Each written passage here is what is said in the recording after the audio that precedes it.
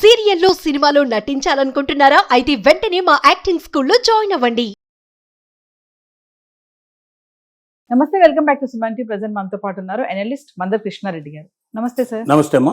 Sir, బంగారం విషయానికి వస్తే మన భారతీయులు ముఖ్యంగా అంటే నగలు కొనడం కంటే దాచుకోవడం ఎక్కువైపోయిందంట. అంటే వరల్డ్ గోల్డ్ కౌన్సిల్ గణాంకాల ప్రకారం చూసుకుంటే మన భారతీయుల దగ్గర ఉన్నటువంటి బంగారం, మనం చాలా వీడియోలో మాట్లాడుకున్నాం, మన దగ్గర ఉన్నటువంటి గోల్డ్ ఇంకెక్కడా లేదు ప్రపంచ దేశాల్లో అనేసి. మరి ఒక్కసారి మరి WGC చెప్తున్నటువంటి ఆ గణాంకాలు ఏంటి ఒకసారి? ప్రపంచ దేశాలన్నీ కూడా ఈ సంవత్సరం లెక్క తీసుకుంటే 2026 లెక్క తీసుకున్నట్టయితే 2025లో ఉన్న రేట్లకి 2026లో ఉన్న రేట్లకి డిఫరెన్స్ చూసినట్టయితే ఆల్మోస్ట్ ఆల్ 80% డిఫరెన్స్ వచ్చింది బిగినింగ్లో. మళ్ళీ కొంత తగ్గింది ఇప్పుడు, కానీ బిగినింగ్లో 80% డిఫరెన్స్ దాకా వచ్చింది. ఇంత పెద్ద మొత్తం లోపల పెరుగుదల అనేది గతంలో ఎప్పుడు లేదు. 2004 కన్నా ముందర కొంత కనబడింది, కానీ 2004 నుంచి 2026 మధ్య కాలంలో ఇంకెప్పుడు లేదు. అది 2025, 25, 26 మధ్యలో సంభవించింది. సో దీనివల్ల ఏమైందంటే ప్రపంచ దేశాలన్నీ కూడా గోల్డ్ మీద పెట్టుబడి పెట్టడం సేఫ్ అనేటువంటి నిర్ణయానికి వచ్చాయి. వ్యక్తులకి, సంస్థలకి, ప్రభుత్వాలకు కూడా అదే రకమైన ఆలోచన వచ్చింది. అయితే ఆభరణాల రూపంలో పెట్టడం వల్ల పెద్ద ప్రయోజనం లేదు.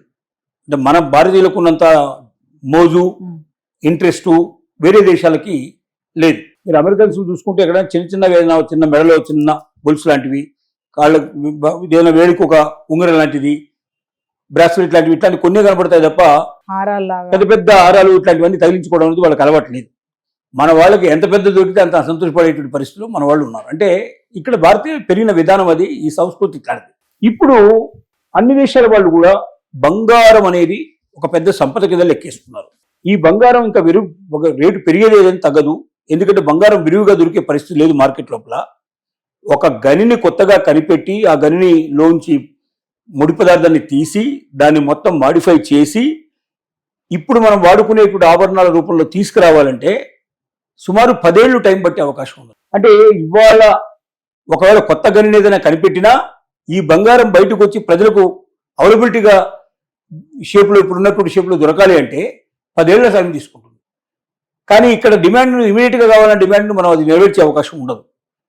కాబట్టి రోజు రోజుకు డిమాండ్ పెరుగుతుంది. కాబట్టి ఈ రూపంలో బంగారం రూపంలో దాచుకుంటే మనకు ఎక్కువ ప్రయోజనం కలుగుతుందనే ఆలోచన వ్యక్తులు చేస్తున్నారు, సంస్థలు చేస్తున్నాయి, దేశాలు కూడా చేస్తున్నాయి. దానివల్ల ప్రపంచ గోల్డ్ ట్రేడ్ సెంటర్స్ ఏవైతే ఉన్నాయో వాళ్ళు చెప్పేటువంటి మాటలు కూడా ఏమిటంటే గతంలో ఎప్పుడో 2004 కన్నా ముందర ఉన్నటువంటి, అది ఒక సంవత్సరంలో మాత్రమే పెరిగి ఆగిపోయినటువంటి అంత హైయెస్ట్ పీక్ రేట్లు మళ్ళీ 2025, 2026లో వచ్చాయి.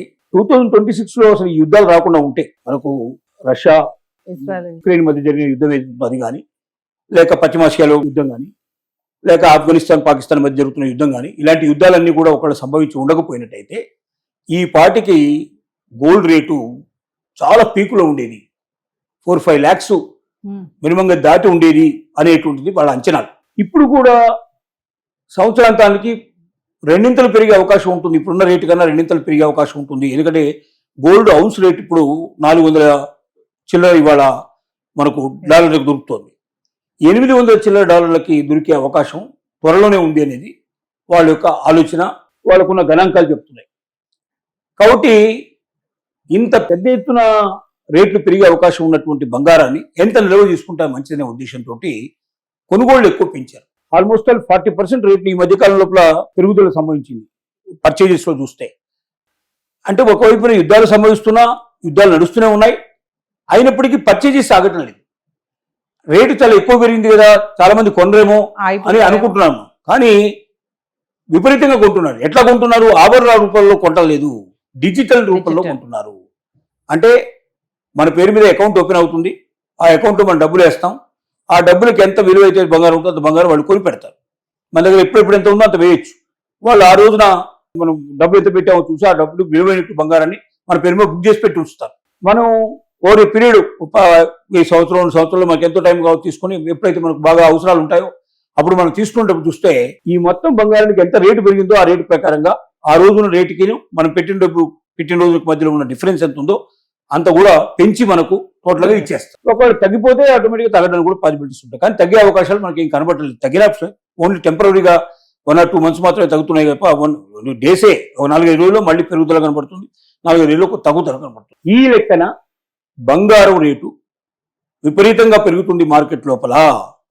ఈ సంవత్సరాంతానికి చాలా పెద్ద ఎత్తున పెరిగే అవకాశం ఉంది. 2 రేటు పెరిగినా ఆశ్చర్యపడాల్సిన అవసరం లేదు అనేది ప్రపంచ నిపుణులు చెప్తున్నటువంటి ఆలోచన. దీనికి తోడుగా ట్రెండ్ అలాగే కనబడుతుంది. బంగారం రేటు ఇంత పెరిగినా కూడా కొనుగోళ్లు ఆగలేదు. 40% కొనుగోళ్లు పెరిగాయి, ఇంకా రేటు ఎక్కువ పెరిగాయంటే, అధికంగా వచ్చాయంటే జనం పెరిగిన రేట్లలో కూడా కొనడానికి సిద్ధపడే వాళ్ళు చాలా మంది ఉన్నారు, పెద్ద ఎత్తున కొంటున్నారు. ఈ పెద్ద ఎత్తున కొనేటువంటి పరిస్థితి ఇంకా ఇలాగే కంటిన్యూ అయినట్టయితే తప్పనిసరిగా రేట్లు బాగా పెరుగుదల ఉంటుంది. ఈ టెంపరీగా ఏదో తగ్గిపోయాయని బాధపడే వాళ్ళు చాలా మంది ఏదైనా అవసరం ఉండి ఇప్పుడే అమ్మేసుకుందాం, అనవసరంగా తగ్గుతున్నాయి కదా ఇంకా తగ్గిపోతాయని భయపడి అమ్మేటి వాళ్ళు ఉన్నారు. వీళ్ళందరూ బాధపడి నిరాశపడేటువంటి పరిస్థితులు సంవత్సరం చివరి దాకా వెయిట్ చేస్తే మాత్రం ఉంటాయనేది వాళ్ళ యొక్క ఊచన. అందుకే సంస్థలు కానీ లేకపోతే వ్యక్తులు కానీ ప్రభుత్వాలు కానీ బంగారాన్ని ఎక్కువ కొనడానికి ప్రయత్నం చేస్తున్నాయి. భవిష్యత్తులో ఇంకా కొంటారు, ఇంకా రేట్లు పెరుగుతాయి కానీ తగ్గవు. కాబట్టి బంగారం ఇప్పుడున్న నిల్వలు ఎవరైనా ఉంటే ఉంచుకోవడం మంచిది తప్ప అమ్ముకోవడం మంచిది కాదు. కొత్తగా కొనదలుచుకుంటే ఇది రైట్ టైము. తక్కువ రేట్లు ఇప్పుడు నడుస్తున్నాయి కాబట్టి ఇప్పుడు కొనిపెట్టుకుంటే తర్వాత మాత్రం బాగా పెరిగే అవకాశాలు ఉన్నాయి. ఈ వైపున మనం ప్రయాణం చేస్తే మంచిదనేటువంటి ఆలోచన ప్రపంచ నిపుణులు చెప్తున్నటువంటి అభిప్రాయాన్ని మనం వెలిపిస్తున్నాం. Thank you sir.